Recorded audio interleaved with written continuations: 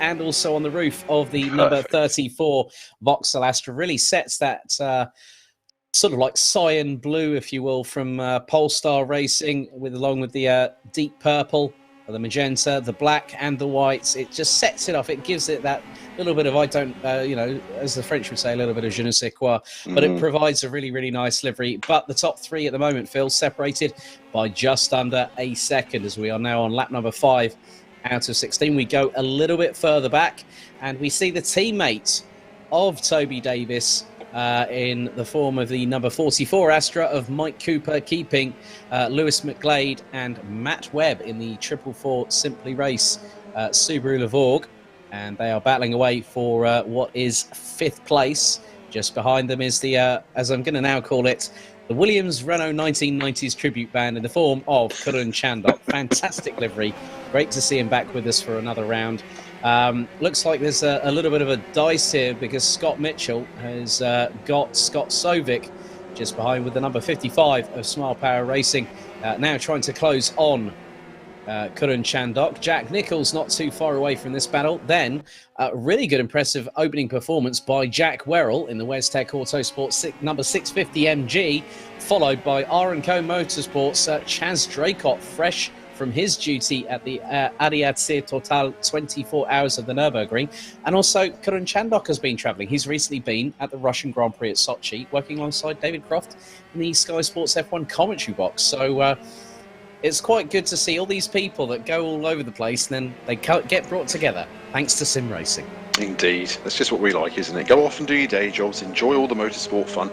Just come back once a fortnight on a Tuesday to us and give us a cracking race every week, every fortnight. And so far, delivering quite nicely. Karun had a lovely debut last time in Knockhill, definitely with his 2 top 10 finishes that he took, was well in the mix, and showing it once again as we see McGlade trying to get past Cooper on the outside of Village. That's not sure if that's going to work. He's going to try and line him up for the kink, but yeah, it's not worked out too fast just yet as they come onto Beckett's, and yet he's trying to get the slipstream down the hangar straight, and the cars will increase their speed, be at max speed by the time they get to Stowe. He's definitely got the slipstream, as well as Matt Webb, who's going to see if he can try and gain any advantage from these two. McGlade jinking to the left, jinking to the right, a la Nigel Mansell 1987, showing my age. Yeah, doing the dummy. Worked. Doing the dummy. Come on, Phil, get the terminology right. That's it, doing the dummy, doing the Mansell. It's not worked just yet. However, Cooper staying ahead, doing his best to defend, and it's great to see Cooper back in, especially after his debut in the series last time out at Knockhill as well. It's great to see 2 Davis Racing Astras along with the Smile Power Racing Astras as well. Up front, Chris Butcher and Toby Davis really pushing Matt Richards. They are as close, you can essentially throw a cloth over the 3 of them. They're as close as you can get away with, as McGlade gets a little bit wide coming out of Abbey, coming into Village. Hard on the brakes, you see the nose of the cars just dive down as they heavily brake into there, make their way through the link, and then as they come onto Beckett's, it's as much speed as they can get away with without going too wide, and maximise the entry down the hangar straight. So you can probably see, for those watching on the official respective YouTube channels, that we do have live timing. And the fastest lap of anybody at the moment is Matt Richards on a 1:05 5.483, but he's only 0.2 of a second ahead of Chris Butcher. Toby Davis rounds out the top 3. And look how close Dan Kell is towards this top 3 scrap here, Phil. This is going to get rather interesting, as we are round about the halfway point of this first of 3 16-lap races, as Chaz Draycott and Jack Werrell trying to get past Aidan Millward. Now Werrell goes around the outside through the first part of this stuff. That was great stuff in the MG. Now Draycott gets through past the number 67 of Aidan Millward in the option 13 SimSport BMW. We've had another DNF, unfortunately, on what looks to be lap 3. Ed Straw from the King's Dealer Racing team is out, so we are now down to 23 competitors. Some great battles up and down the order between these 3 here. So Jack Werrell doing a great job. Chaz Draycott, fresh from his antics at Knockhill, trying to chase the 650 MG down, and the number 67 of Aidan Millward not too far behind. Then you've also got Mike Bell in the lowest place Smile Power Racing car. He's down in 15th. Daniel Hyde is about 4.2 seconds ahead of E-Team Brits Max Spooner as Draycott trying to force the issue, trying to go nearly side by side as Sylvain Vessier from E-Team Britsu gets a penalty and up through towards Club. Draycott gets the inside line for the chicane, and once again that MG using that traction to absolute perfection through the second half of it. Draycott drifts a little bit wide, but he's going to try and power around the outside of the MG. Oh, now that was definitely a track limits excursion there for Chaz Draycott, but he keeps it planted. He's managed to get ahead of Jack Werrell up through into Abbey and Farm Curve. Aidan Millward thought he might have had an opportunity there. So Sylvain Vessier now in the pits for, I think that will be for track limits infringement, as the R-Factor 2 software immediately recognises it on the system and will pull the car in on the very next lap. So that will mean that Sylvain Vessier will drop all the way down to the back of the 23-strong field that is still circulating. As we see that Curran Chandok has now been passed by both the King's Racing duo of Scott Mitchell in 8th and Jack Nichols in 9th. That's a bit Contact. that's a bit of door barging between Chandok and Sovic there.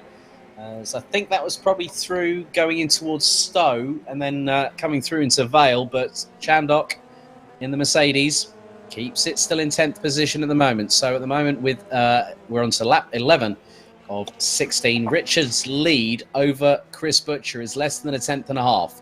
Toby Davis now being dropped a little bit here in 3rd place. Dan Kell, Mike Cooper, Lewis McGlade, Matt Webb, Scott Mitchell, Jack Nichols, Curran Chandok round out the top 10. Scott Sovic, Chaz Draycott, Jack Werrell, Mike Bell and Aidan Millward complete the top 15 with Daniel Hyde, Daniel Slattery, Ben Willis, Max Spooner and Louis Stewart completing the top 20 with the E-Team Brit duo of Sandro Ballesteros fresh from his junior Rotax podium this past weekend on the new X-Kart chassis on a junior Rotax, a P2. Well done by that young man there, with teammate Bradley Brockies just behind. As looks like Louis Stewart in the Morby Motorsport Subaru has got past E-Team Brit team manager Max Spooner for 19th. Sylvain Vessier is down in 23rd place. But still, look at Mike Bell. He's now trying to hustle along Jack Werrell for 13th position. He's definitely pushing him along as we go back to the front, and it's Matt Richards' fastest lap of the race so far at 1:05.483. As Butcher tries to see if he can close up any close. I think any closer he'd actually be sticking a hook in the back of the Focus and getting a proper tow back. Trying around the outside of Village through the link to see if he can try and get any advantage on the way through to Beckett, properly at the back of the Focus. He's really pushing to try and get the best positioning of the car possible to get that slipstream down the hanger straight. And Richards is defending all the way over to the left-hand side, moving now, doing the weaving tricky moves over to the right-hand side of the circuit. Sorry to cut across you there, but Mike Bell has just got past Jack Werrell for position. So Bell up into 13th. That would have been going through the loop and into Beckett's. So as now Richards going ultra defensive. Toby Davis puts on the brakes. That was a definite bit of a good old Scandinavian flick there. I think he didn't really mean to hit the brake pedal that hard, did Toby Davis, and all of a sudden that nearly caught him out unawares and nearly put him right into the back of the Astra of Chris Butcher. That's how hard they're pushing. And Toby Davis did say to me last time out, Phil, that he was going to be pushing for a win. That just shows it in spades, doesn't it? There is commitment there, definitely. And the fact that he's not lost any ground to the front two is even better. He's sticking with the pair of them as Butcher is pushing Richards so hard. Davis is there to capitalise should anything that happen to these two. While just behind him, his teammate Mike Cooper is holding off Dan Kell and Lewis McGlade in his Anzro Simsport double assault on the back of the Vauxhall Astra. So both men either trying to make ground forward or defending, doing everything they can so far, as Butcher once again tries to see if he can get past Richards coming through into Stowe. He's not making it work, and that's allowing Davis to close up as he goes wide. Although Butcher's sticking to the outside now as they come into the chicane. Can he try and do the MG trick and hold the ground? He can't do it. He can't keep it, but he's still with Richards. Somehow we're almost on to lap 14. This has flown by already. Take a breath. Yes, breathe, Butcher, Phil. Breathe. Yeah. Come on, man. Come on, work with me here. That's now on to lap number 14. Richards going through Abbey near, I think, the back end of not just his car, but Butcher's car, both stepping out, going through into Farm Curve. Butcher towards the outside, going through into Village, now into the loop. And that's a real good run there that Butcher's got, going through into the left-hander. And then they'll now go through into Turn 5, through Beckett's. then onto the Hanger Straight. And this is where it could really pay to Chris Butcher's advantage. Now, if he gets a really good slipstream, they go under the bridge at around 200 kph. That's 125 miles an hour. And now down into the right-hander at Stowe. Down from 6, going through the corner at around 140 kph. That's over 85 miles an hour in 4th gear, up to 5th now. Through Vale, into Club. Heftily on the brakes from rounds.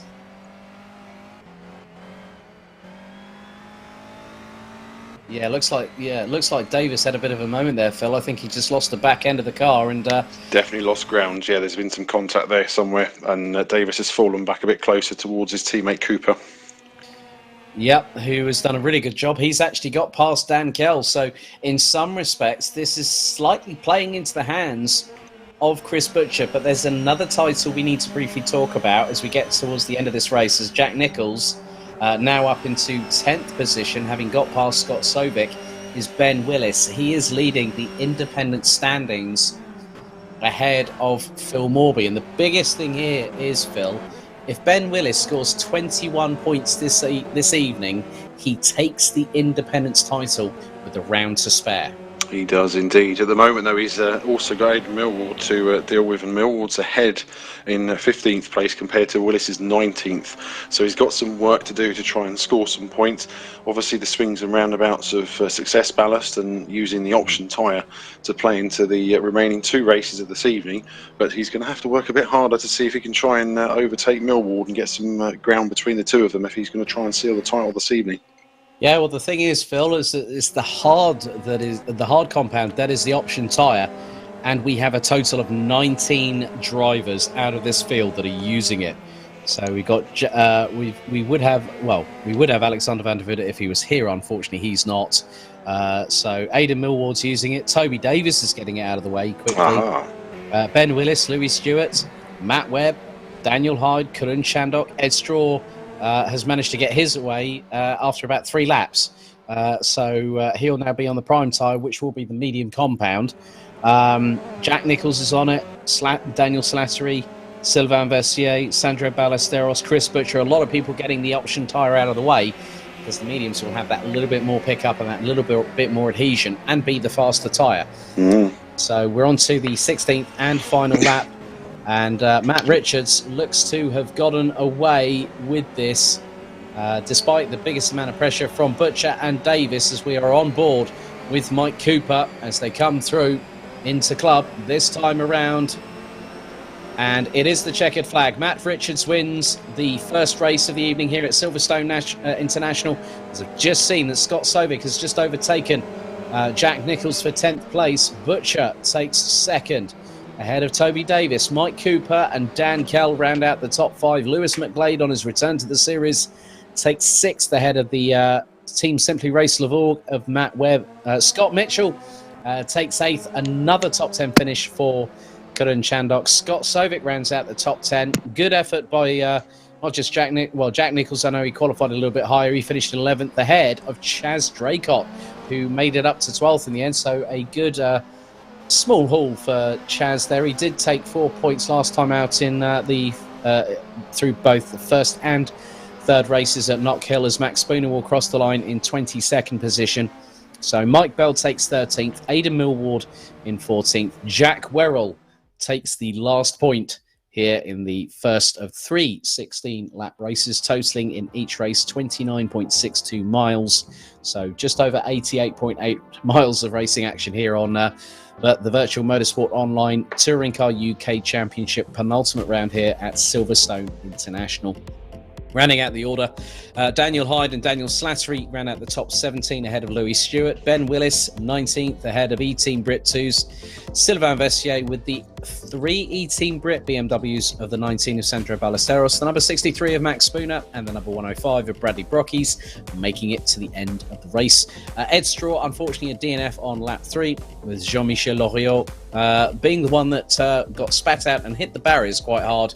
That put him out on the very first lap of the race. So Chris Butcher, I would imagine, is going to slightly extend his championship lead over Dan Kell, who took 5th place. As you can see, the race results from race 1 on your screen as we speak. But Phil, Silverstone, the home of British motorsport, a fantastic circuit. It's great that we've been able to return here. We've basically done what the BTCC haven't been able to achieve this year, but obviously the certain circumstances that has been circling the globe.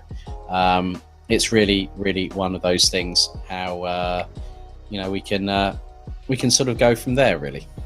Indeed. I mean, it is a situation where the BTCC was supposed to come here and have 2 visits to Silverstone this year, and as you say, due to the global circumstance we currently have, it's not due to happen. However, back in March, they were able to get some testing done using Media Day and the international circuit to let all the drivers get adapted and recognised to the international circuit and the challenges it offers compared to the national layout that they're used to using every season. So it's good to see something different, and it's been great to see these guys this evening on the first race already see what they can do with the cars, the setup, and how close the racing is as well. And as I normally say each fortnight, race 1, brilliant. Race 2 and 3, I think, are going to get even better now as the strategies play out, and the drivers are really pushing each other hard now as we come to the business end of the season, with tonight and then, as I say, Brands Hatch in 2 weeks' time to set all the various titles. Yeah, so as you can see, our track map, 2.979 kilometres, 1.851 miles is the full length of the Silverstone International Circuit here. And Phil, we've got 5 more races this season. We've got 2 more here at Silverstone International, and then we go back to the Garden of England. We head to Brands Hatch. We go to the full Grand Prix layout. I think at the end of the day, we could be in for quite a good one this evening, couldn't we? Definitely. Silverstone never ever lets you down. Like I said, the national layout, as we know, hard racing, and it's possible to overtake almost every corner. From what I've seen so far in race 1 this evening, the international layout is putting up a very good case for these guys to showcase some more great racing, especially at the home of motorsport, of British motorsport. So yeah, really looking forward to seeing what they can come up with race 2. So lots of action in race 1. I would say the cleanest race so far. I'm not trying to jinx proceedings. We'll see how races 2 and 3 pan out. But yeah, it's definitely been a great idea to visit the international layout of this circuit and see what the guys can do there and the challenges they face. Indeed. So it looks like we've got a warm-up underway, but myself and Phil will be back in just a couple of moments' time to continue ongoing coverage of the penultimate round of the 2020 Virtual Motorsport Online Touring Car UK Championship here at the virtual setting of the home of British Motorsport, Silverstone International. Back in a moment, folks.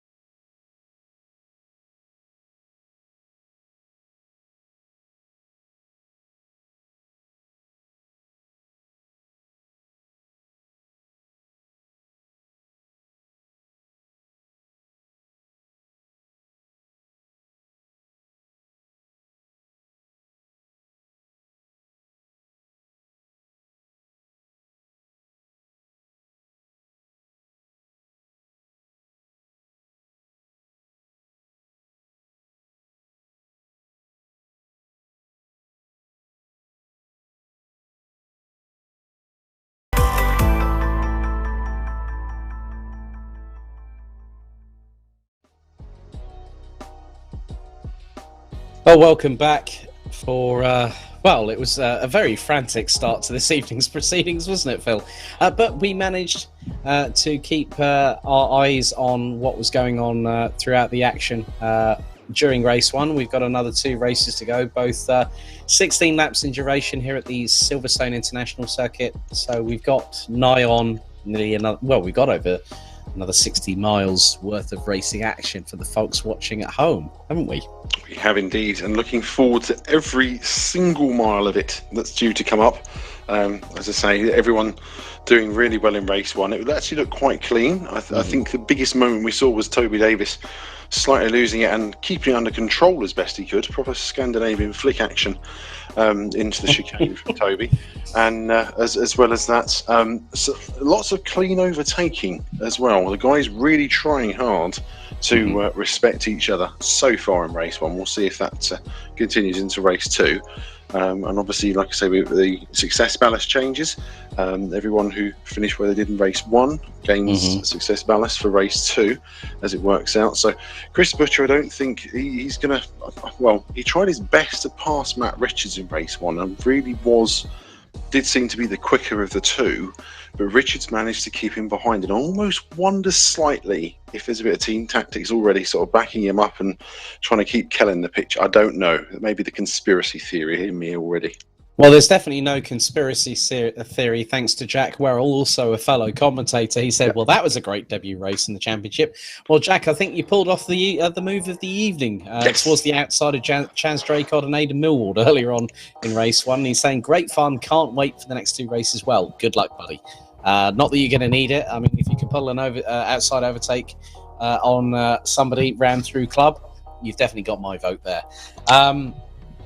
But the biggest things, if Ben Willis doesn't score any points tonight, he's got 2 more chances. He's got to score an average of 10.5 points per race this evening, Phil, to secure that independence title.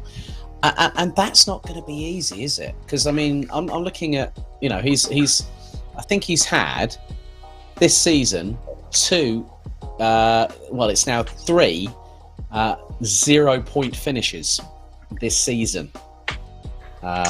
So he's got a tall order to fill, hasn't he? He has, and that's what's going to hurt as it gets towards the end of the season. Now, as we are, it's the 0 finishes that hurt the point score, and you have to work that bit harder if you're able to be consistent enough to keep the points rolling in and finish every race, as well as being on circuit with 22, 23, 24 other cars. You're doing the right thing, but he's got those to contend with. So all he can do, races 2, and race 3, is just push forward. The aim of the game being is Phil Morby isn't here to just get ahead of Aidan Millward and try and extend that points gap as best he can. Right, we're on the formation lap for race 2 out of 3 here at Silverstone International. Let's have a look at the grid. So it is the finishing order from race number 1. So Matt Richards in the number 4 from Sancho Simsport will line up on pole position. And he'll be ahead of the number 65 of Chris Butcher from Smile Power Racing. Then it is a Davis Racing duo on row 2. Toby Davis and Mike Cooper. Then it's Dan Kell and Lewis McGlade and all Sancho Simsport row 3 ahead of Matt Webb from teamsimplyrace.co.uk and Scott Mitchell from Kings Racing rounding out the top 4 rows. Good to see Karun Chandok starting from the inside of row 5 with Scott Sovic completing the top 10. Then it's Jack Nichols and Chaz Draycott. I never thought I'd have those 2 lining up alongside each other on a virtual grid, let alone this one.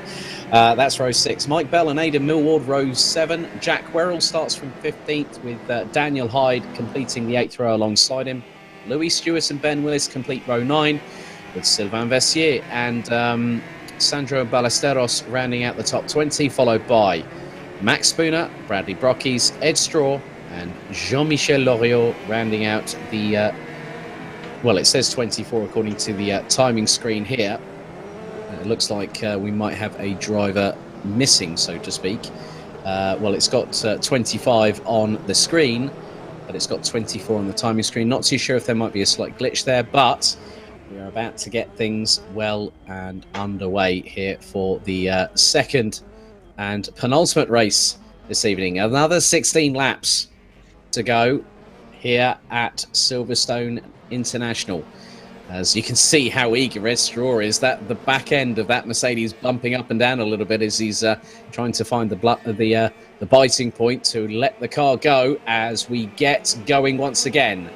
Down towards Abbey for the first time for the first of 16 laps as they stream their way through into Abbey, into Farmers. Oh, we've got one of the, that looks to be Scott Sovic that went wide going out of Abbey there and went straight into the side of one of the King's racing cars as they all filter their way through. Looks like Karun Chandok trying to get his elbows out in the process as it's now side by side between the two leaders as Butcher and Richards trying to go side by side through Beckett's down the hanger straight. Toby Davis gets a great run out of the corner as we now make our way down towards Stowe for the first time. Richards looking towards the inside of Butcher but then has to slot him back behind. Davis. So Davis is now up into second and he's challenging for the lead. Yellow in sector number 1. But a great start from Toby Davis. I think he might have just caught Matt Richards out a little bit there, Phil. Looks like it, and he's got the drive out of Beckett's as Dan Kelly's trying to get past Mike Cooper coming into it, and he's been successful going into the club chicane as Butcher tries to make a small gap whilst Richards pushes Davis to see if he can get back into second place. So already the games have begun. Butcher is out front, something he wasn't able to do in race 1 as they go on to lap 2, and Richards is trying to see if he can get past Toby Davis and try and get back up front. The numbers game is going to be involved here as well, as we well know, between Smile Power Racing and Zancho Simsport, and Davis Racing are currently the flies in the ointment in that particular battle as everyone's attacking each other. Right, we've got a replay here. Now, this is from, that is the number 5, and that is Mike Bell, and he gets turned, well, I think that was somewhat of his own making. He went round the outside of Karun Chandok. Max Spooner has suddenly DNF'd, and I'm wondering what happened there. Did he get turned around and sent off the circuit? Not too sure. I'm sure I might find out if he decides to ping me on Discord at any given moment, but he's out. That puts us down to 23 drivers. We're going to have a replay here as so Spooner gets right, well, ouch. Now that's really, from that sort of angle, it was very, very difficult for me to sort of see what was happening, but Butcher and Davis now pass Richards. Scott Mitchell has just put in a personal best. Scott Sovic has just put in a 1 minute 5.525 in his Vauxhall Astra. As now Matt Richards finds himself coming under pressure from the likes of Mike Cooper and then his two teammates, Dan Kell and Lewis McGlade. But this is giving Butcher all the advantage that he needs to keep that lead in the standings. Scott Mitchell and Jack Nichols up into 7th and 8th, and now Ben Willis starting to make some inroads as all. You can just see when they wallop the curb going through club. I saw it from both Jack Werrell and Chaz Draycott. So Ben Willis now effectively has 2 of those 21 points available. As we've got one, that's Sylvain Vessier that I think has now got his way past Aidan Millward. So the E-Team Brit 2 129 is now up into what is effectively, I think he's now I'm just sort of seeing where he is. He's showing his 19th on the timing screens, but I think he might be a little bit further up than that. But in the meantime, I think the team games have begun at the front, actually, Alex, because it looks as though Dan Kell's now up to 3rd, Matt Richards has dropped to 5th, and Scott Mitchell has moved up to 4th place as Mitchell defends from Richards and McGlade. Richards getting back on the inside into Beckett. So Dan Kell up to 3rd place and doing what he needs to try and reduce or limit the damage in the points race between him and Chris Butcher, who's now running away with a lead of over 1.2 seconds ahead of Davis. Right, here's a replay. Oh, now there was a little touch. So Richards hits the left corner. Oh, and he gets a little bit of a touch from Mike Cooper. So Mike Cooper was the instigator on that one. I think that looks to be a racing incident. And that allowed the likes of Scott Mitchell, who's fighting tooth and nail, as is Jack Nichols. And then factor Matt Webb into that. And then Scott Sovic as Karun Chandok now completes the top 10 positions. Chaz Draycott, in the meantime, unfortunately, has dropped all the way down to 22nd.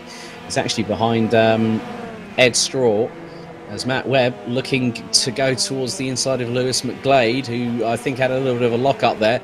But there is Webb, Scott Sovic trying to go past him. I think Matt Webb just might have got a little bit caught out there in the Subaru, and he dropped back as a result. And now it's an insert Kings Racing team squabble now, as Nichols ahead.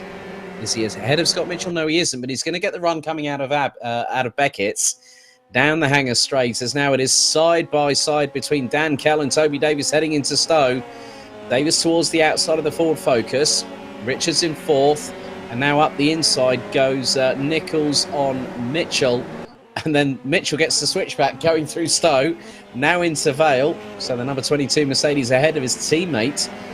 And that's one of the funniest things, because earlier on this season, let's not forget, Phil, they had differing colours on their Mercedes, and now with the introduction of King's Dealer Racing Team, that's all gone a bit asunder, and they've decided to do what Sancho Sim Sport and Smile Power Racing done. Yeah, we'll match it. We'll see if we can pick them. We'll see if we can confuse the two that are on the microphones. Davis runs very, very wide, and that's through Farm.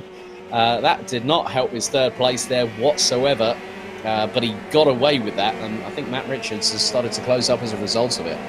He has. I mean, it's nothing like making a commentator's life easier, as obviously Jack would know, along with Chaz, by having the same colour schemes. A couple of different coloured mirrors, guys, that'd help us out. But we'll work with that, that's fine. In the meantime, Davis is trying to make some ground back on Dan Kell, whilst Chris Butcher is now almost 3 seconds to the good in his lead. So he is romping away at the front of this field and extending the advantage he has, whilst the two Kings Racing Mercedes battle. Whilst in the background, all contact there between Mike Cooper and Karun Chandok coming out of Stowe and on the way into the chicane to see if that's worked out any better. It looks as though Cooper's actually got ahead of Chandok as they come around to complete the end of the lap there. And yes, it is now, the two Mercedes are tied together, and if they can work together and try and move forward, they can gain some ground on the guys in front, with Richards solidly in fourth place just behind Toby Davis. And in the meantime, it looks as though Dan Kell is closing the gap to Chris Butcher. So he's definitely pushing to see if he can minimise the damage to his championship rival in front. Yeah, I'm just keeping an eye on Ben Willis at the moment, because he's now 1 place behind Karun Chandok, which means that he's got 4 points in his grasp at the moment. Don't forget, if you want to get interactive, use the hashtags TCUK and VMO. As now Ben Willis closes on Karun Chandok and loses the back end. And now I've just given him the commentator's curse. Sorry, Ben. Yes. Sorry, Ben. But the thing is that it's something that we've got to talk about. I want to see if that Subaru can come fighting back. Because effectively, he's got no ballast in that car, but the Subaru, if I'm honest here, has not got the get up and go that we've seen. No. Like when we had quite a few other drivers, as that's one of the Sancho cars going wide, and that was Matt Richards. And that was going through Farm. He literally straight line Farm and went straight to Village without going through another county in the process. And that really, there'll be a certain amount of times that the system software will pick that up and go, well, actually, you've just done that 3 times in a row. You're getting an instant drive-through. And we saw that with Sylvain Vestier in the first race. Vestier now down all the way in 23rd position. And he's got another penalty. So that's probably why, as a result of it. But great battle here between the two Kings Racing teammates. This has been absolutely fair. Firm but fair between Mitchell and Nichols in the battle for 5th place. Lewis McGlade not too far behind. Scott Sovic, Matt Webb, Mike Cooper now up into 10th place ahead of Karun Chandok. Ben Willis still, as there is Jack Werrell. He rounds out the top 15 as Daniel Hyde and Louis Stewart trying to chase the MG down. I love the fact that it's a bit like Two-Face out of Batman. That it is, isn't it? It is. You got, just thinking that. Yeah. Good thing that great minds think alike there, Phil. Indeed. Yeah, absolutely It's good stuff. Do like that, and obviously the different liveries we're seeing on show this evening. Really happy to see the tartan back, by the way, as you were saying earlier. Yes. After Toby Davis's 2 wins at Knockhill last time out, really good to see it on there, and obviously in tribute to his grandmother. But also, I think it's a bit of a good luck charm, because he started race 1 quite close at the front and had a top 3 finish, and he's still running closely as well, just half a second off the back of Matt Richards, and from a podium position as Richards gets a little bit squirrely coming out of Stowe, and they head into the chicane, and Toby Davis again getting a bit squirrely himself as he comes through the club chicane and making their way around to the starts at the lap 10. Yeah, so fast approaching the conclusion of this second race. We're past half-time on the laps counting down. We're going to have a little bit of a replay here, and that is from Bradley Brockies going completely sideways in the 105 BMW 125i M Sport, just behind the number 17 of Ed Straw, who's now in 19th behind Chaz Draycott. Bradley Brockies actually rounds out the top 20. But I think the main sort of target, and this is being realistic, even though you can't really say that to a racing driver, but we'll talk about Toby Davis for a minute. Look at the gap between him, Matt Richards, and Dan Kell. Okay, Davis knows that, I can't go for the victory. However, he could go for second position, and they're covered by about probably about a couple of seconds between the three of them. Yeah. So, and I'm looking at the lap times between Davis, Richards, and Kell, and on the best lap, Toby Davis was 90 thousandths slower than Matt Richards. So, the Focus and the Astra seem to be quite comparable on pace. And yeah, Toby Davis has just had a bit of a howler of a lap. He was 7 tenths down off of Matt Richards. So that car now starting to struggle. And this is where the big question is. Did Toby Davis use the option tyre? He did, but in race 1. He's using the medium this time around. So we've only got a handful of drivers. Jack Werrell's actually using them to good effect at the minute. But he's actually now retired. He's DNF'd, so whether he's had a moment, so there might have been a coming together between him and Sylvain Vessier, possibly. Not too sure. We might find out a bit later in the Discord chat. So Sandro Ballesteros from E-Team Brit rounds out the 21 that are still running around the circuit here. Lap number 11 out of 16, and Scott Sovic getting really up close and personal with Lewis McGlade, who has got Jack Nicholls right front and centre as they now go into the approach in towards Club Corner before they power out and head towards the start-finish line here on the International Pit Straight.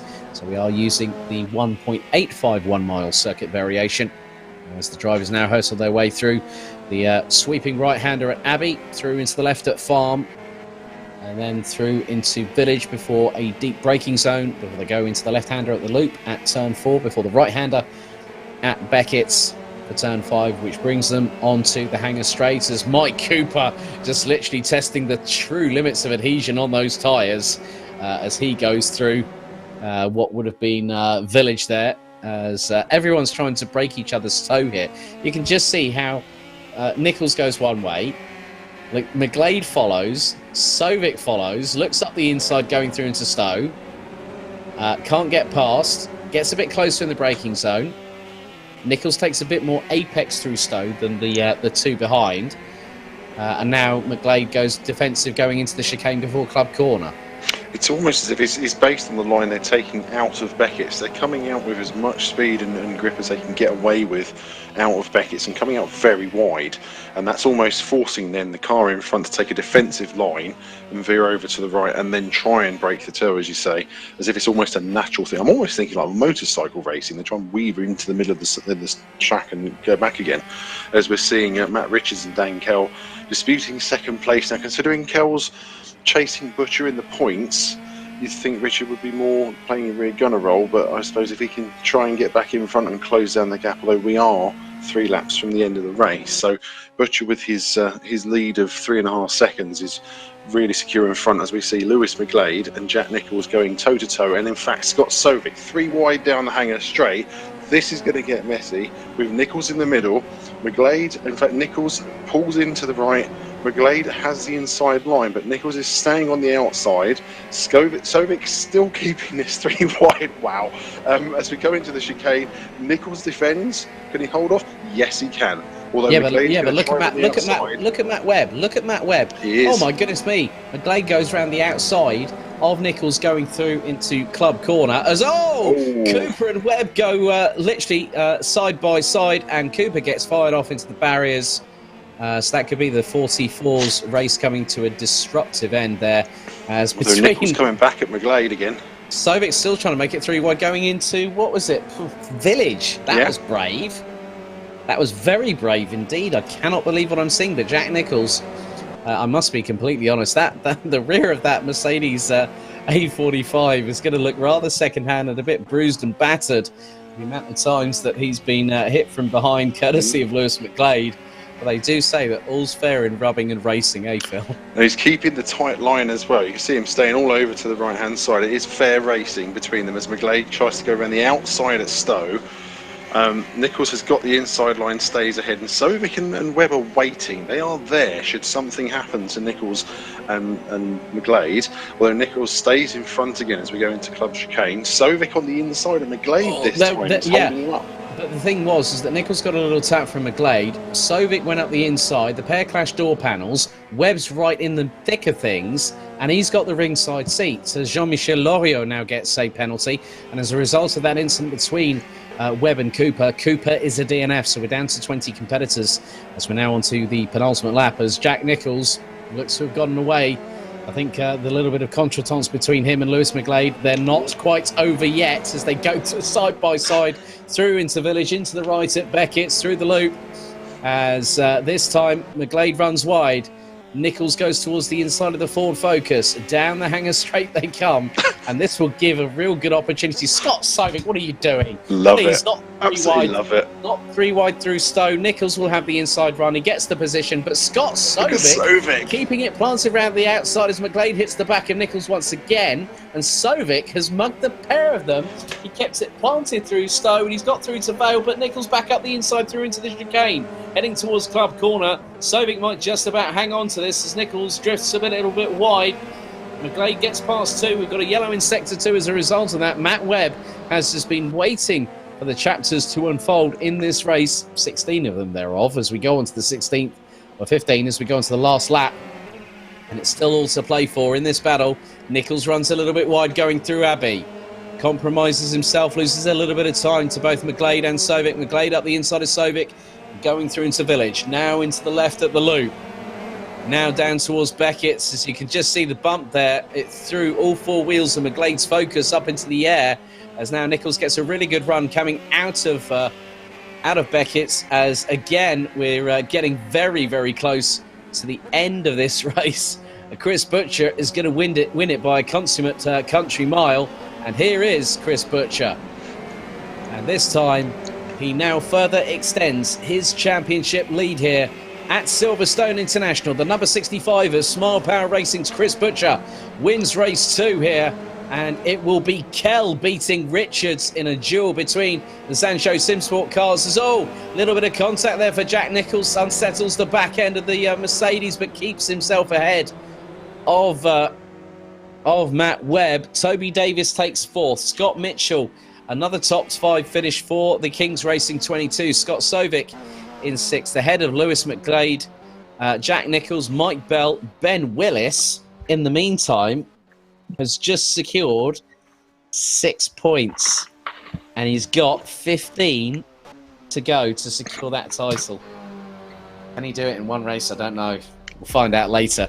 Cullen Chandok takes 11th ahead of Chaz Draycott in the R&Co Motorsports Ford Focus. Louis Stewart takes his first points finish in this in 13th ahead of Aidan Millward, with Daniel Hyde rounding out the top 15. It was close, but no cigar for Ed Straw, 1 place away from getting another points finish.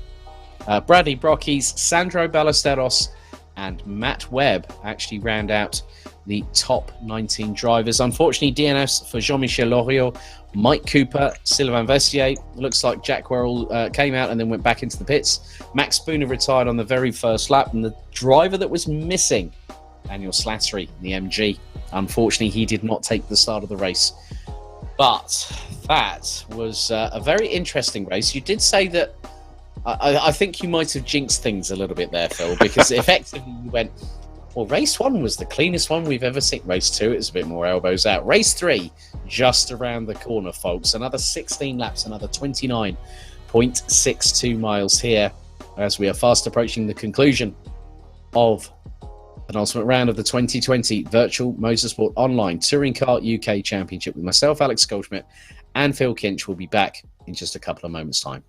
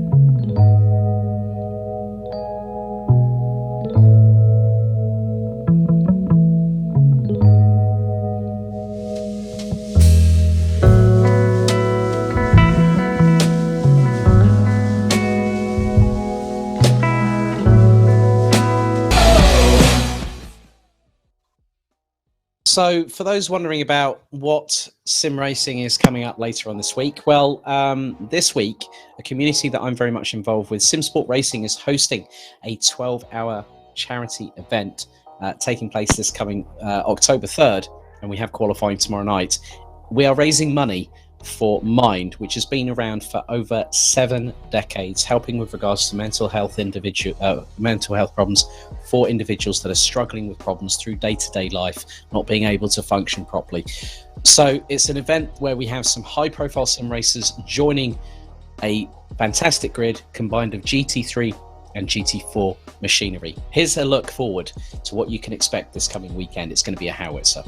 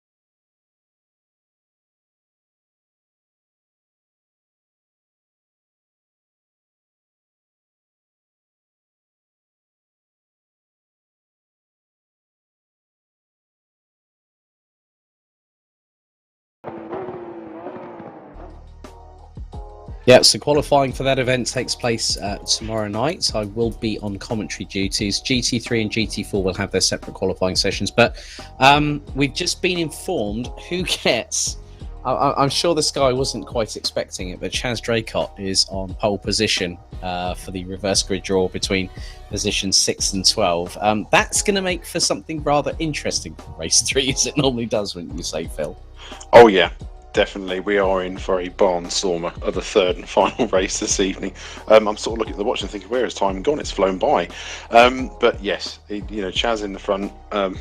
His time to shine after returning back at Knockhill 2 weeks ago, and as he said during the interviews, thoroughly enjoyed being back in the sim racing setup, and also happy to be back in action again. So definitely see what he's capable of in the third race of the evening. Yeah, so there is another warm-up session underway as we speak. So we will wait to see how the grid sort of pans itself out for this evening. But Phil, I think that was really, really good for the likes. I mean, Ben Willis has scored 5 points. But obviously, for those wondering about the results, yes, they are provisional. There are normally stewards' inquiries and protests after every single race evening we have here at VMO, but it's part and parcel of sim racing. It's in most championships anyway. But 2 weeks' time, the Garden of England, Brands Hatch Grand Prix, it just feels like the real thing, doesn't it? You just sort of think, onto all these great circuits, and we're going to go back to where it all started, but we're going to the full track this time, and that's where the real big stones are going to be thrown. And they're not just pebbles, they're going to be literally like boulders being catapulted from car to car, whilst we see, the championship dynamics, between the likes of Chris Butcher, who extends his lead again over Dan Kell, Sancho Simsport playing the team game. They look to have the edge on Smile Power Racing once again after the first 2 races this evening. And then obviously the independence title. So 3 titles still very much up for grabs. And I think we're going to go right down to the wire on all 3 of them. I think we are as well. And if you throw in the other dynamic of you're going to have 24, 25 cars, as well as these titles all being decided on the Brands Hatch Grand Prix circuit, 25 cars, all battling hard for position and pushing as hard as they can in the last round of the year. Elbows out, go for glory. As they say, you are remembered for the last race of the season and how well you perform. And if you win that last race of the season, normally going into next time out next season, that's the first thing people think of: who won the last race of the season, who performed, who showed off. So there is so much glory to be had at Brands, and we still have 1 race to go here at Silverstone on the international circuit, and I absolutely do think we are in for a humdinger.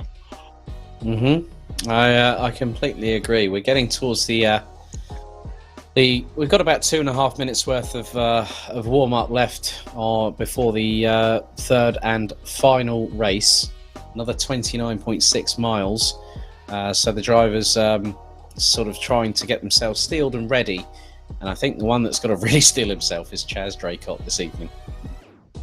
He is. He's going to, if he can get a good start off the line, as has been proven, actually. I mean, we've had 2 heavy cars take race wins in the form of Matt Richards and Chris Butcher. So Chaz, if he's not carrying any weight on board, he's got a fighting chance if he can get a good start off the line and have a gap behind him as he gets onto the hangar straight of having a decent showing. And I'm pretty sure he will push as hard as he can for that. Speak of the man, there he is on your screens. He's actually streaming live via Twitch. So we will can sort of see what his little he's interacting with some of his Twitch followers. So good to have Chaz with us. I know he's going to do his level best to get going. Fresh from his trips over to Germany. I think it was the first time he'd actually been, and he had an absolute blast of a time, despite the fact there was a 9+ hour red flag. Yes, there was. Which meant that the race restarted at 8 o'clock in the morning. Everyone got a bit of welcome shut-eye, apart from those that were repairing cars in the garages. So it's going to be quite interesting to see. I mean, Chaz, in 12th place, you you won't have any sort of ballast as such. And it looks like that Karun Chandok might not be taking up the grid. I know that Phil did mention it to me. I think that looks to be the case because if memory serves me correctly, as Chaz would have been on pole position, he would have had Karun Chandok alongside, wouldn't he? Which is a shame because that would have been good to see Karun on the front row and to see what he could do with his chance to shine as well. So, but yes, we'll definitely obviously be keeping an eye on Chaz and also the championship protagonists behind to see how that works out before, obviously, as we say, we're really excited for the final round, but we still have the one race to go this evening with so many variables involved to see how this will go. You know, see how Chaz goes at the front of the field. If Chris Butcher can further extend his advantage over Dan Kell, or if Dan Kell can try and close the gap, and also if the Sancho Sim Sport Fords can also play the team game and score more points over Smile Power Racing. I haven't tripped over that one yet this evening, he says, touching wood. The false teeth have been secured with Fixodent this evening, ladies and gentlemen. Yes, we're almost on the verge of rivets. And just more, I think it's more like triple the dose that he would probably normally use, right, Phil? How did you know? It was a random guess, mate. Just a random, yeah. We're going to get it right this evening. But yes, triple dose, and they're stuck in good and proper. As they say, start as you mean to go on. Indeed. But the driver that will be lining up against Chaz Draycott, Ben Willis. Wow, and Aidan Millward's down in 13th, so Willis has a big opportunity. He does. As well. Well, because effectively, Phil, if he finishes third, he takes the independent title. Ben, no pressure. No pressure. Right, Chaz, so... no pressure. Oh, dearie me. This is all going to go horribly wrong. We know it. Well, let's really get things underway with the third and final 16-lap race. We go into battle for 3 more races. It's been a total of 30 races. Oh, I don't know where the time's gone. But let's have a look at the grid for the third and final race here at Silverstone International. So, reverse grid pole for Chaz Draycott in the number 10, flashing away on the headlights there. Ben Willis, 1 step away, effectively, de facto independent champion. He's ahead of Mike Bell with Jack Nicholls alongside. Lewis McGlade, Scott Sovic round out row 3. Scott Mitchell and Toby Davis round out row 4 ahead of Matt Richards and Dan Kell, who complete the top 10. Chris Butcher and Louis Stewart. Now, that's an interesting dynamic on row 6. Aidan Millward and Daniel Hyde round out the top 14 positions.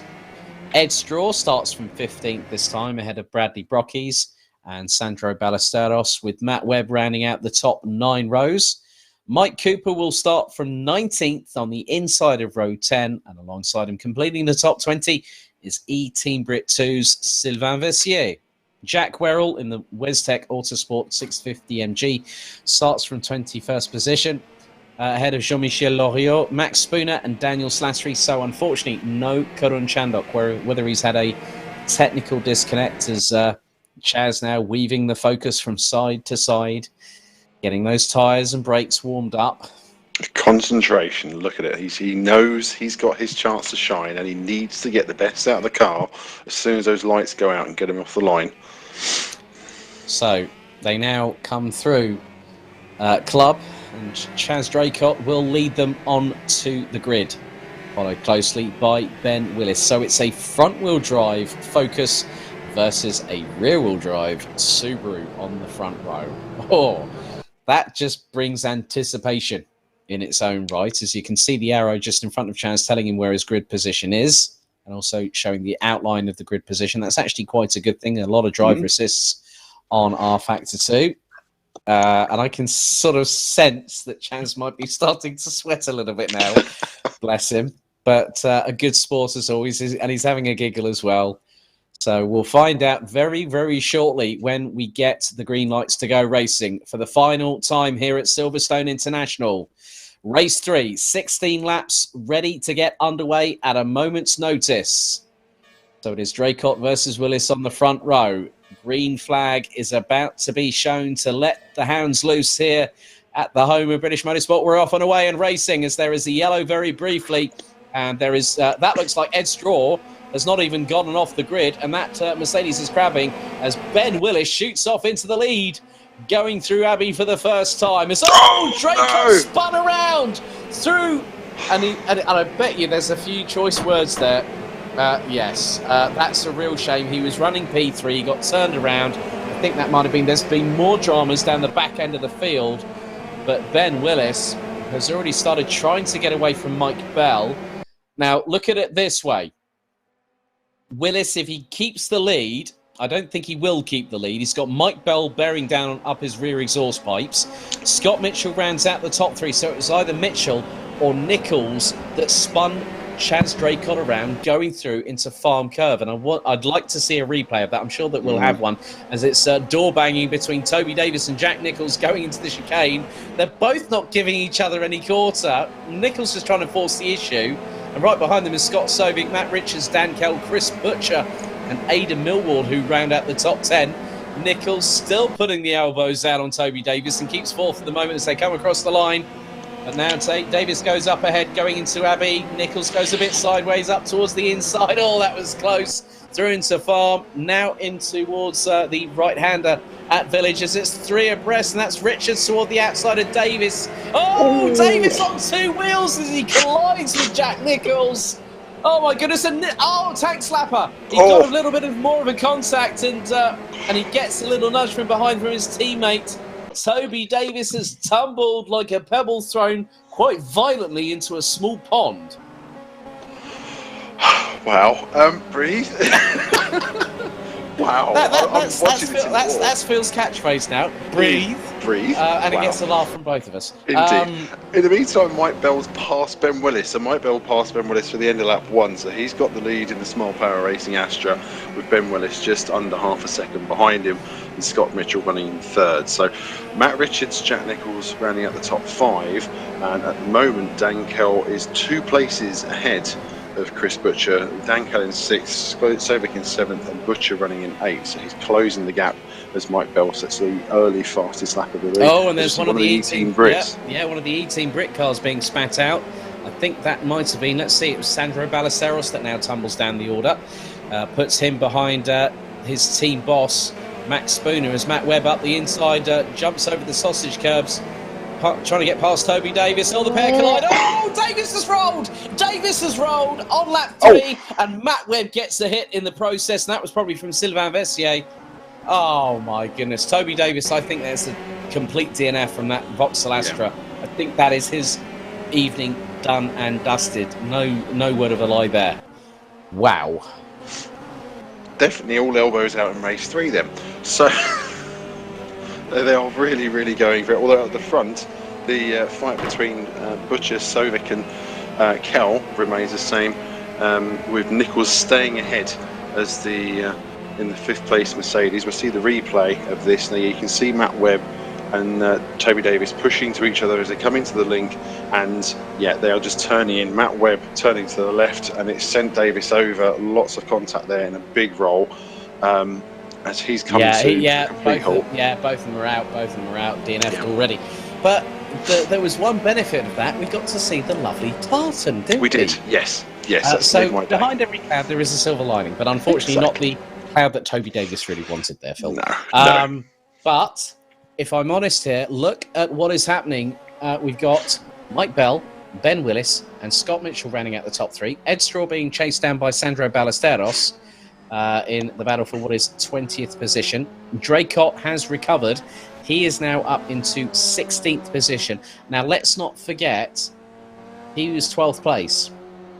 So in terms of ballast, he would not have any. So that Focus should be a bit of a rocket ship. As McGlade gets tangled into by Daniel Hyde from Cadan Casual Apex. And did you notice that lag spike just there? Yeah. Hyde just literally, that was a massive lag spike.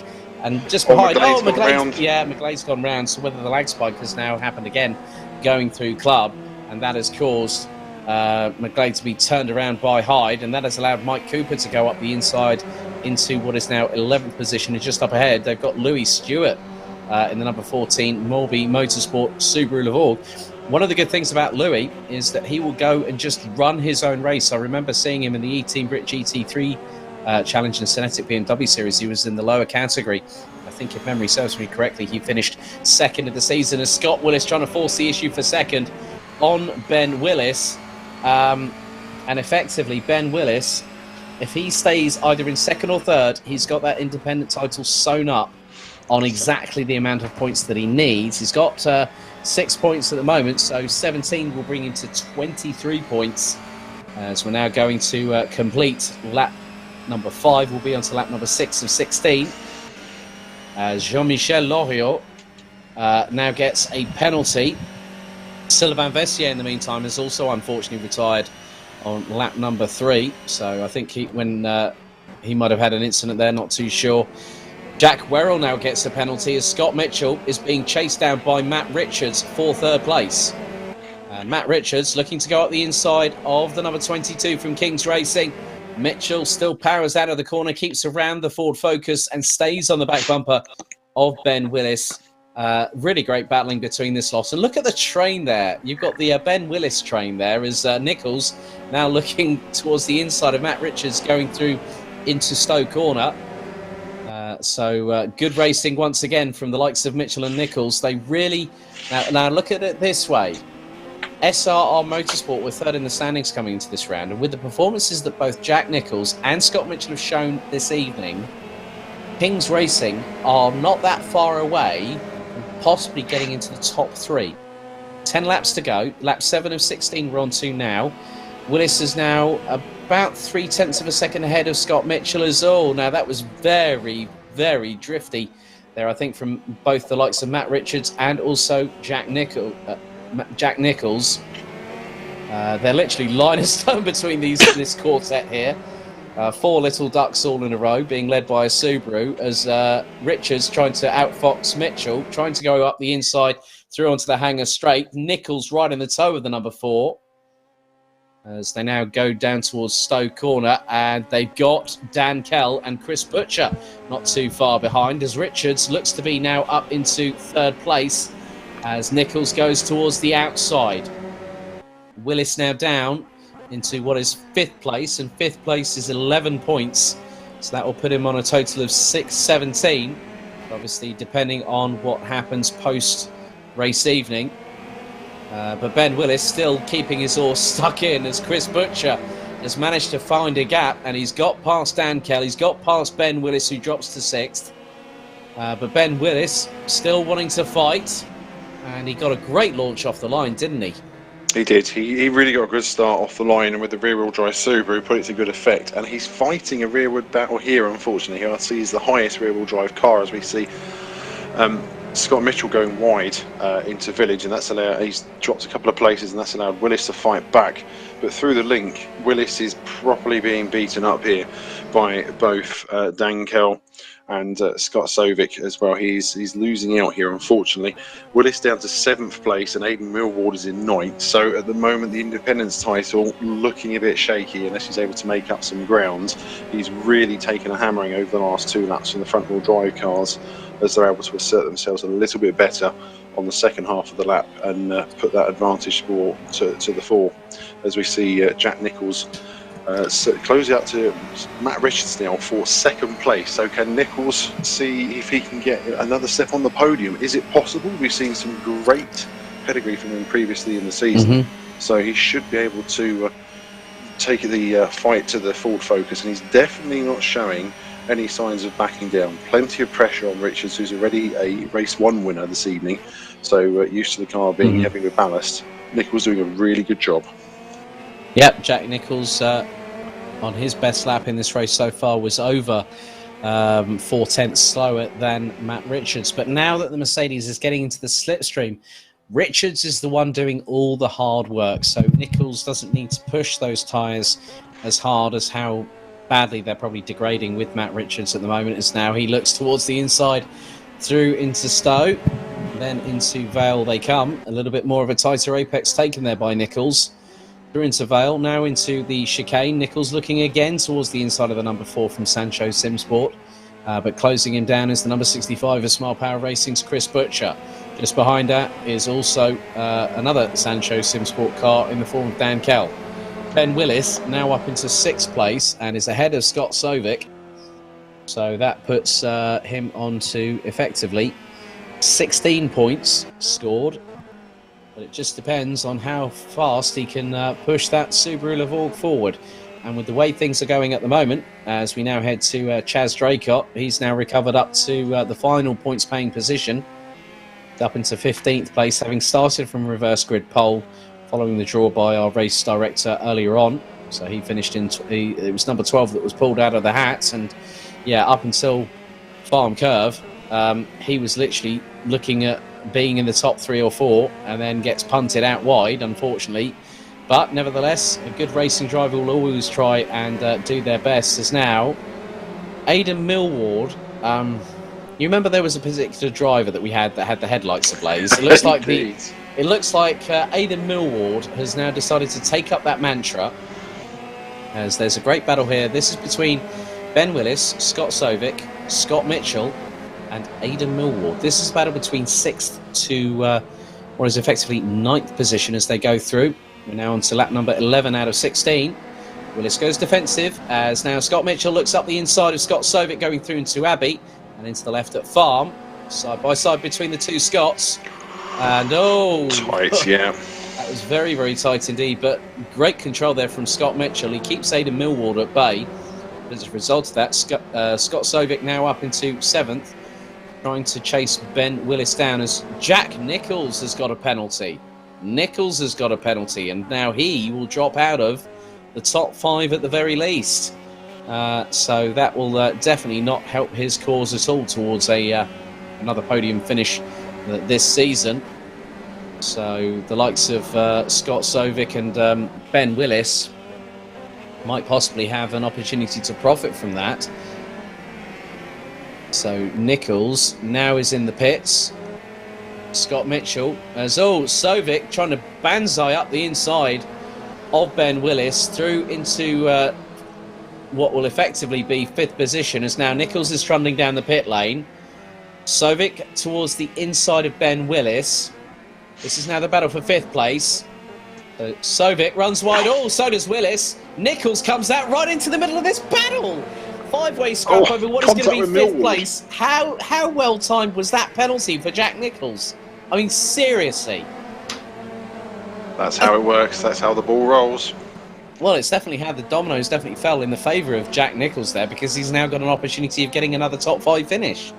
So at the moment, between that, it's Sovic leading Mitchell, Willis, who's now dropped to 7th, Nichols in 8th, Millward in 9th place. Mike Cooper looks a little bit further back, down in 10th, ahead of Louis Stewart, as we've got a yellow in sector number 3, as we've got Jean-Michel Loriot and Sandro Ballesteros battling away, and Loriot's taking a bit more curb than probably might be required in order to get the job done, but Ballesteros getting tagged a bit from behind. Loriot will get a penalty for that one, I'm sure of it. But he's doing, you know what, Loriot's actually doing the right thing and sort of slowing down a little bit and trying to let Ballesteros go back past, because yeah, I think at the end of the day, that's the gentlemanly thing to do. Indeed it is. You know, you can't do that in real life, because that BMW would have had a bit more damage to the back of it. So Loriot has now got Ballesteros in the slipstream, going down through in towards Stowe, coming off of the Hanger Straight. Mike Bell now is leading a country mile ahead of Matt Richards as we go back to this this fantastic spellbinding battle here between Sovic, Mitchell, who are 5th and 6th, Willis in 7th, Nichols who's in 8th, Millward with the headlights ablaze, trying to put someone off, including the one in front of him, Jack Nichols in 8th. Yellow in sector number 2, so someone looks to have had a bit of a moment there, as that yellow flag has quickly been retracted. We've got a replay coming up, and here is Sandro Ballesteros. Jean-Michel Loriot going... Now Loriot has gone wide and has just cut across Sandro Ballesteros, and Ballesteros had the inside run, and that has basically pushed him off into the barriers as a result of that contretemps. So not the way that both drivers will have wanted to have ended their race potentially there, because that depends on how much damage is on. And Loriot, I did say he'd get a penalty. He's now got one issued. So Loriot again in the trenches, let's say, as Ben Willis still trying to keep in touch with the two in front as Scott Mitchell about 0.4 of a second behind Scott Sovic in the battle for P5. So Mike Bell leads. We're on to lap number 14 out of 16. As Daniel Hyde is just behind. Now that was an E-team. That's an E-team prick car just up ahead. And that's Bradley Brockies in the 105 is round in 20th. As that's Chaz going all four wheels off onto the grass in top gear, full revs, fully lit. Come on, Chaz, bring it on. There we go. He's giggling to himself.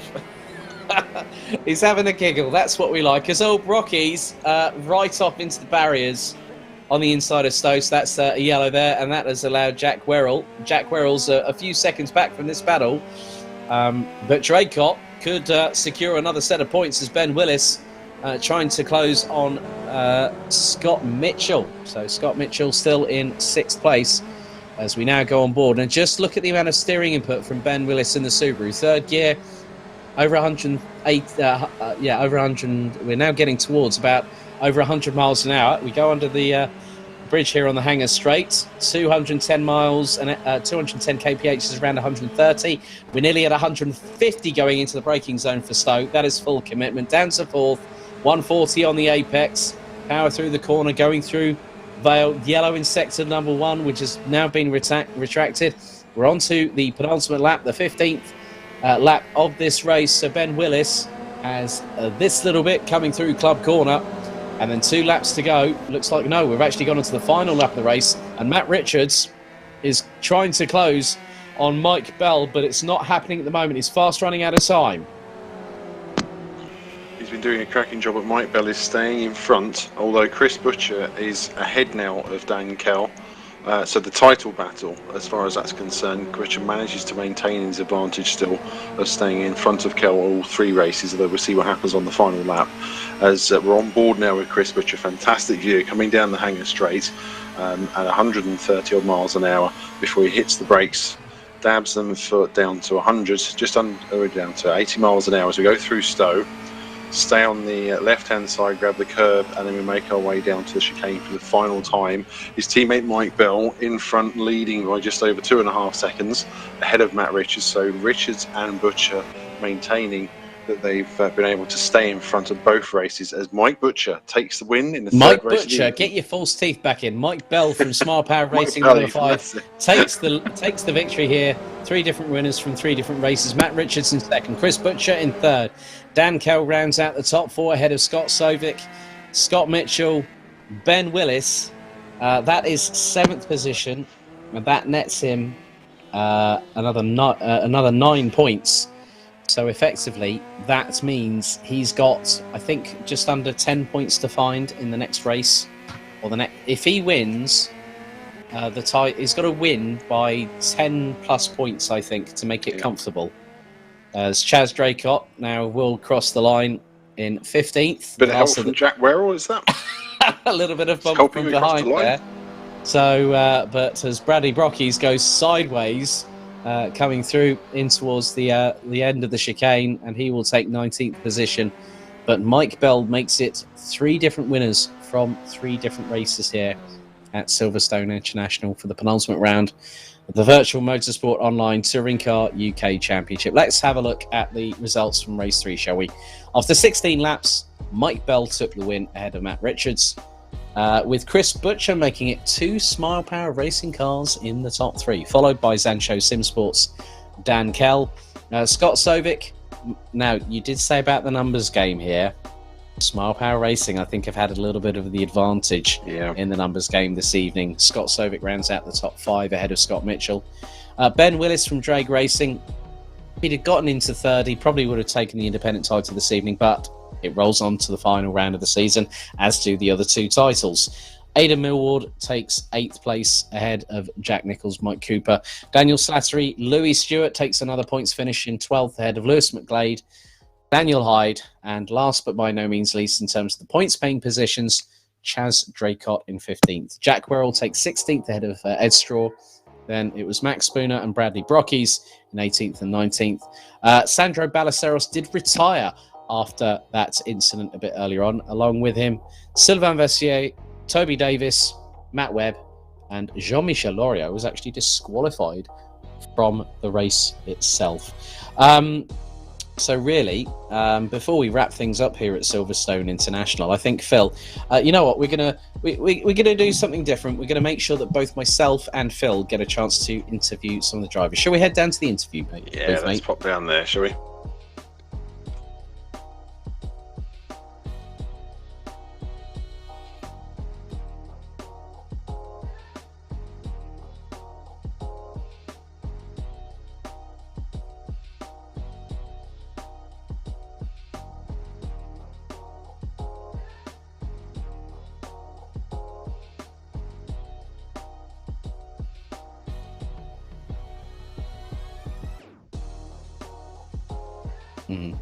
Okay. So, first of all, we've got two of the Smile Power Racing duo in the interview booth at the moment. Our Race 3 victor, Mike Bell, and also our Race 2 victor, Chris Butcher. Guys, things very much heating up, and not just in the drivers' title perspective for you, Chris, but also between Sancho and Smile Power Racing. After what's been a very good performance, all three drivers in Race 3 made it into the top 5. That's a great haul of points for you guys. But Mike, great win there for Race 3, first of all. Yeah, thanks. It hadn't been a particularly good event for me, and some bit of crash bang wallop in Race 2 from a number of people just kind of left me in decent contention for reverse grid. And sometimes when you're out of position like that, because I was quick, it didn't come together in qualifying, but I was top 5 throughout most of practice. And when you're at the front of a reverse grid with less weight than everybody behind you, then you just kind of got to go for it and not mess it up, really. And I don't know what happened behind me, but it was mayhem through like turn 2, 3, 4 on the first lap, and me and Ben Willis got a mad lead, and then he just made a mistake into, I think it's the Vale chicane at the end of the lap, and just took my chance and never really looked back. Yeah, I think it was a bit unfortunate for Chaz, because he'd kept himself in the top 4 going through into farm, and he was the one that got spun out big time. So, but the main thing is he still managed to fight back and still got a points finish. But thanks, Mike, for that. Really appreciate it, and good luck for the finale in 2 weeks' time at Brands Hatch Grand Prix. Chris Butcher, another victory here this evening. Well done, mate.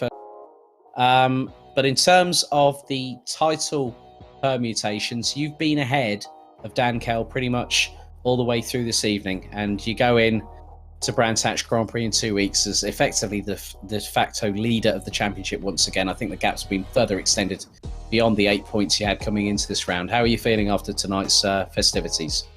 Yeah, really happy with that. To come away with 3 podiums and a win again is great, and obviously to finish ahead of Dan, my main rival, is just what I needed to do, really. Race 3 I was actually a little bit disappointed with. I felt like the win could have been on there, but I just had to be a bit cautious with all the collisions that were going on in front of me, so I had to settle for 3rd there. But yeah, good event overall.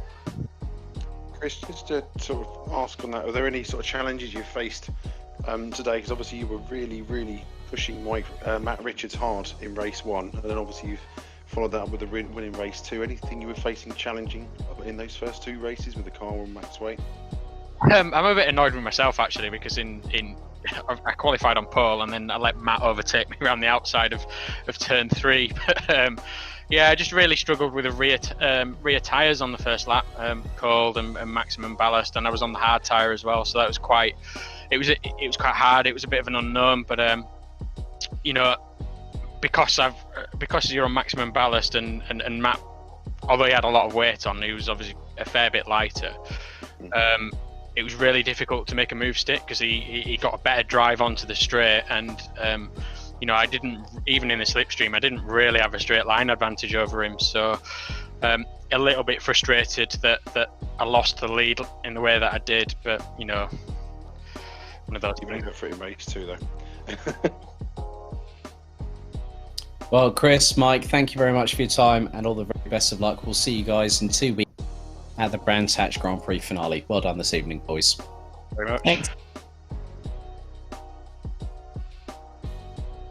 Right, so I think we've got to speak to some more drivers. So let's have a chat with the drivers that really caught our attention all the way through this race. So I think let's have a chat with Sancho Sim Sports' Matt Richards, shall we? Well, Matt, definitely in the thick of things this evening with Chris and Mike amongst others, but really good performance. Obviously, this really does help with regards to your challenge towards what is effectively going to be third in the championship. But do you still think that there's every possibility that you could get even closer to the top two come Brands Hatch? But I know that the title's going to be a bit of a tall order. I know that points-wise, I'm completely out of the game. So I'm a bit of a pawn in the game for Dan, really. That's the main aim. I think that was pretty evident in race 2. And at the end of the day, there's still a team's title to go for as well. So I think we've got the lead in that at the moment. It might have slimmed down a little bit after today's round. The whole Smile Power crew were just rapid today, and they had a little bit on us. So I think we're going to have to go back to the drawing board a little bit, ready for Brands Hatch, and come back a bit better prepared. I mean, is Brands Hatch for the Ford Focus a very good match in terms of how you can get the car set up? Obviously, we're going to have, the full GP loop rather than Indy like we had at the beginning of the season. Is that something that's going to be able to play to the Focus's strengths in a couple of weeks' time, do you think? We think so. We know that there's a few things in the setup that we can tighten up, just a few things that we're feeling through the races that we're working on. The setup between race 1 and race 3 was completely different. Just the amount of stuff that we were trying to work on, and the stuff that we were struggling with tonight, just trying to sort of iron those out. So yeah, there's plenty to work on. Brands GP is always a track that I've run quite well out of. It's a commitment track, so it's something that I really like. So hopefully we can get the car in a better position and take a better fight to the Smile Power guys. Well, yeah. Phil, I think you've got something you want to ask Matt there. Yeah, I was just going to ask Matt how he found race 1, because you had Chris Butcher literally tied to the back of the Focus for almost the whole of the race. How much pressure was that, and to try and cope with the Focuses it was handling? It was a lot. There was a few things in the car that I was struggling with. It might have been evident on the stream, but I was starting to struggle with the brakes a little bit in the middle of the race. And there was just a few things that I wasn't happy with the setup with the rear end. I couldn't get the car handling how I liked it. So yeah, it was intense, but the international layout's a hard circuit to pull off a clean pass on. So as long as I stuck the car in the right place, it was okay. Well, Matt, thanks very much for your time, and all the very best of luck at the Brands Hatch Grand Prix finale in a couple of weeks. Thank you very much. Right. So I think we're going to get this guy in. I feel really, really sorry. Let's get Chaz in. Really want to have a chat with him. Mr. Draycott. I feel so sorry for you, buddy. You get a couple of good points finishes, and then it all goes wrong going through farm. I think you got taken out by one of the Mercs. I mean, it looks like they were trying to say something to you, weren't it? Yeah, I joked that Jack Nichols doesn't want me to steal his job, and he just thought, I'm going to send this guy just in send him. But so he's made it clear then. I not made it clear. I mean, Karun took me off last week through no fault of his own, but yeah, tonight, oh mate, that Mercedes, it's like there's a magnet on the back of me, Ford. But no, it was still good fun though. It's great to be out there and doing this, and it's feisty touring car racing, so can't expect anything less. Yeah, I'm wondering if your good friend Mr. Addison, please, But obviously a good couple of points finishes this evening. You've got some points, even though you made your kill. But to have a bit of a laugh and a giggle, we did see you've been streaming on Twitch as well throughout the broadcast. I hope they didn't show any of that on the broadcast live with audio. To be honest, no, they didn't show anything. They showed it live, but it was just me and Phil talking. So you're golden on that one, mate. You're golden on that one. I'm such a potty mouth when I'm not commentating. Don't look from one commentator to another. That's definitely completely. I completely understand that. We do like a bit of banter, us commentators, don't we? At the end of the day. And to be fair, Jack's actually just messaged me and said sorry. So fair play to the guy. Because to be honest, I was told that that's just R factor physics. You know, you get hooked together and that's it. So yeah. No, I appreciate that, Jack, if you are still watching, mate, so thank you very much. Let's talk about him for a moment, because obviously it's his debut here, and I think he pulled one of the I think he pulled a blinder. He went around the outside. I think it was when he was battling with you, and I think it was race 1. He planted around the outside going through the first part of the chicane before club, and I thought, that's commitment. You ran wide, powered around the outside of him, and I just thought, that's great. 2 commentators on R Factor 2 just giving it the berries. Oh yeah. It's nice to be able to have battles like that. I mean, I'm going to use the swear word and say that I come from an iRacing background mainly with my sim racing, but you know, on iRacing, a tiny bit of contact and the cars are just unsettled no matter what, and they get away from you. And in this, you know, you can get the argy-bargy, you can have the door-to-door contact, and you can carry on. And especially with the front-wheel drive cars as well, you can just plant it and save it. So it's a lot of good fun, to be honest. Yeah, and also, I must say, mate, I know I've messaged you personally. I say this to you, from commentator to commentator, great job on the ADAC Total 24 Hours of the Nürburgring Nordschleife for this past weekend, mate. Well done. Mate. Great job. Thank you very much. It was an absolute honour to do it. It really was. And it was a lot of hard work, and it was a long few days, but yeah, it was a hell of an... well done, Chaz. Great job this evening, mate, and we'll see you in a couple of weeks' time at Brands Hatch. Yeah, cheers. I don't know what happened to my push to talk then, but yeah, thank you very much, mate. Nice one, buddy. See you soon, boys. Oh, I'd like to also thank Mr. Blobby as well for just sort of inspiring me to put in that performance tonight. There we go. You heard it here first. Cheers, boys. No worries. Cheers, Chaz. Yes.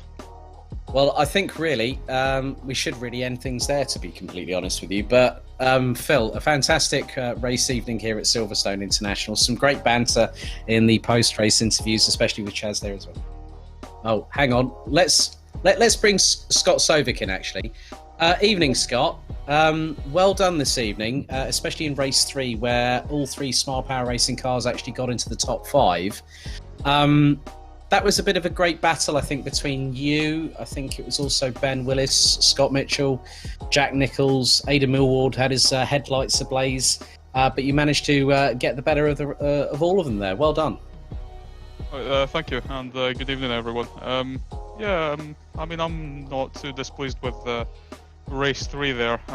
Considering I was on the prime, I was a bit concerned I was going to have a bit too much tyre wear at the end there, but I held on to it, and as you said, that was a very nice battle I had with a lot of them fighting for 5th place, and hats off to them. But they gave it their best, but I was fortunate enough to be able to hold on to it at the end. And how are you looking at things for Brands, Scott, with regards to the Astra? Do you think it will be as competitive a car as it was today at Silverstone? How do you see that working out in 2 weeks' time? I don't think it'll be. I think it'll be a lot closer between us and Smile Power and Zansho. But I'm not thinking that the Astra is going to be a particularly bad car around Brands. I just hope that we can use the tyres to use the tyres to their ultimate potential, and hopefully, just pip Zansho at the end of the day, and both in the teams and the drivers' championship. Cool. Well, Scott, like I say, congratulations on some great getting your elbows out and giving the rest of them give. So all the very best of luck in 2 weeks' time at Brands Hatch for the season finale. Thank you very much. Right. So I think take 2 here, Phil. Yeah, take 2. We'll just head out of the interview booth and just quickly just close things out here this evening. So that is it. A big thank you to everyone that took part this evening here at the penultimate round of the Virtual Motorsport Online Touring Car UK Championship being held here at the virtual setting of Silverstone International. Mr. Kinch. Mr. Goldschmidt. Once again, your catchphrase has definitely been... I'm going to announce Phil's catchphrase in the terms of a hashtag. Hashtag breathe. Breathe. Yeah, I'm slowly sitting going, wow. I can't wait for Brands in 2 weeks.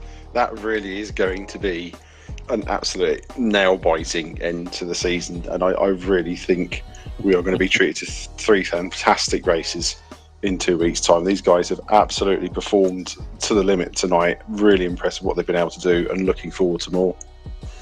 Well, that is it. One final hurrah. 2 weeks' time, the 13th of October 2020, we will crown our inaugural champions of the Virtual Motorsport Online Touring Car UK Championship for 2020. Our Drivers' Champion, our Independent Drivers' Champion, and the Teams' Champion. Join myself and Phil Kinch in 2 weeks' time, the 13th of October. Put that date in your diaries. You don't want to miss it. And above all, on behalf of myself and Phil, thank you for watching. Good night. Stay safe. Stay healthy. Thank you once again. Goodbye.